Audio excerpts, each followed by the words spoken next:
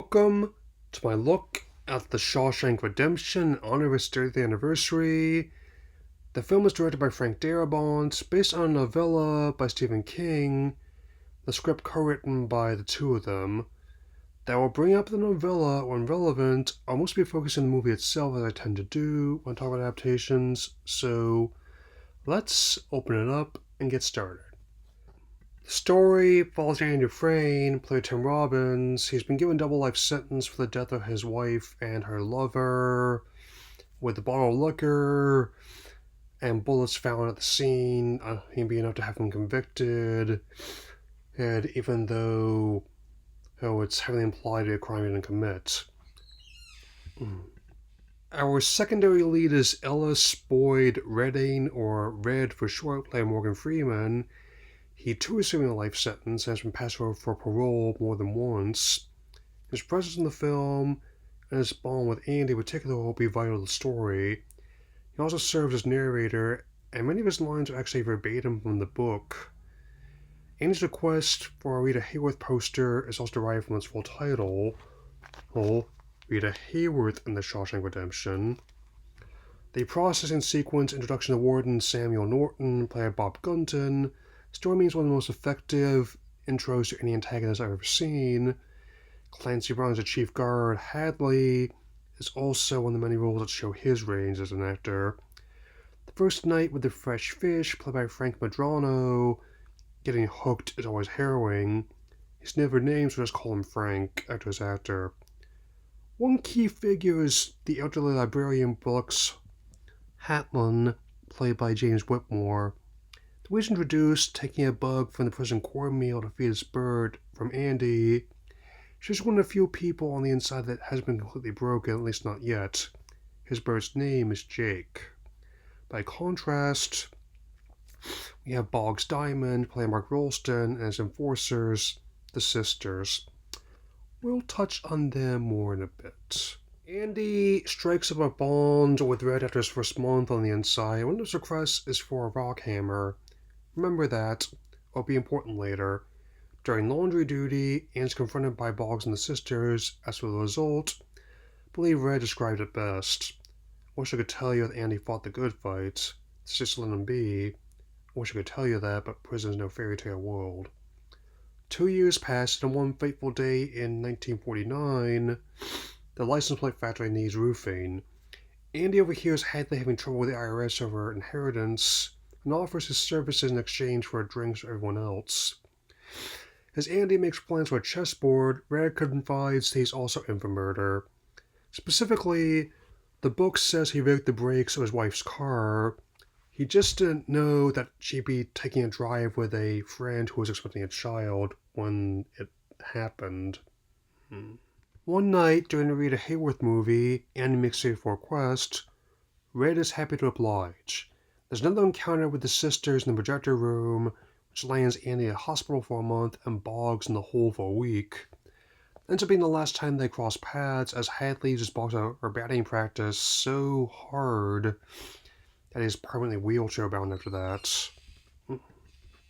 When Andy comes back from the infirmary, he gets his rock hammer and Rita Hayworth herself for his wall.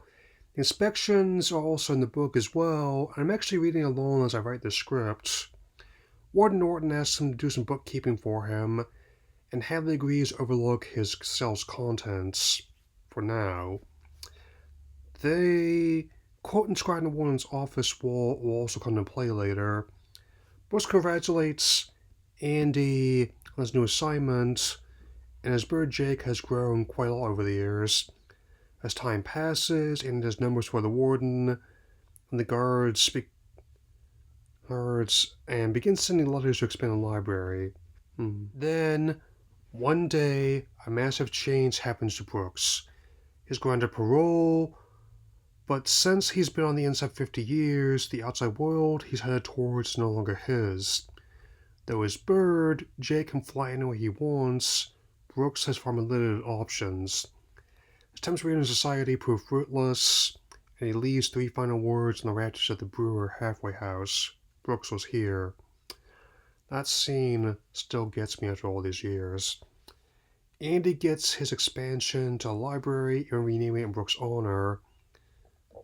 Also has a soft spot for a scene where he's playing opera music over the facility's loudspeakers. Another 10 years pass and Red's passed over parole once again. The library expands further, and as Andy discovers Norton's kickbacks, he also discovers a way to throw off suspicion.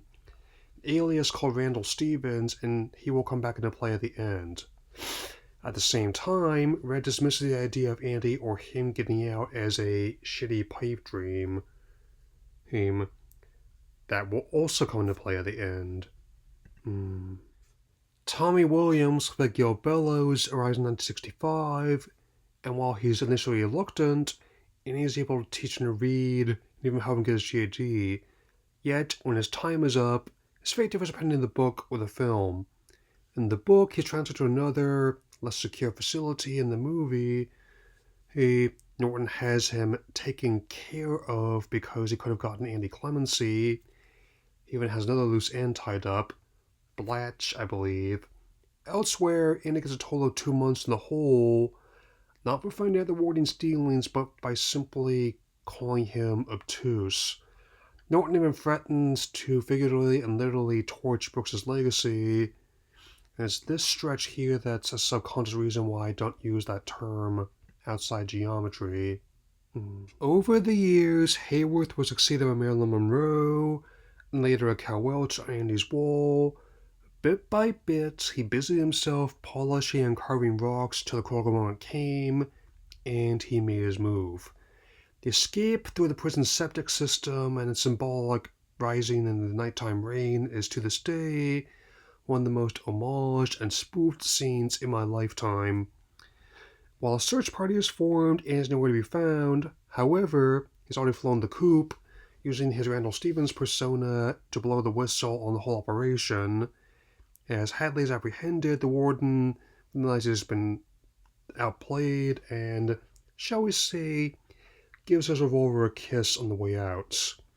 Much to Red's amazement, he's finally granted parole after decades on the inside. So, he ends up making plans to head south of the border in the Pacific.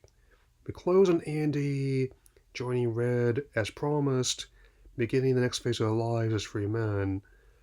No matter how many times I see this movie, that ending always gets me. Though the film technically made its money back, taking in $28 million worldwide on its $25 million budget, it truly didn't get recognized as a masterwork it is now until after its theatrical release. Taught us before I look at Iron Giant, and there are multiple parallels. The studio of Warner's not knowing what they had or how to market it, the people who did see it, both professional viewer and audience, really liking what they saw. And Ted Turner especially being a big fan of the movie, showing it numerous times on TV channels he had a stake in. He even campaigned for it with multiple award nominations, and to this day is seen not just one of King's best adaptations, but an excellent film in its own right. So I never pass up a chance to revisit, and I'm glad I finally got a chance to share it with you all. Final rating, 4 out of 4. Whatever the future holds, I'll face it hard if I can. That'll be all for now. Take care.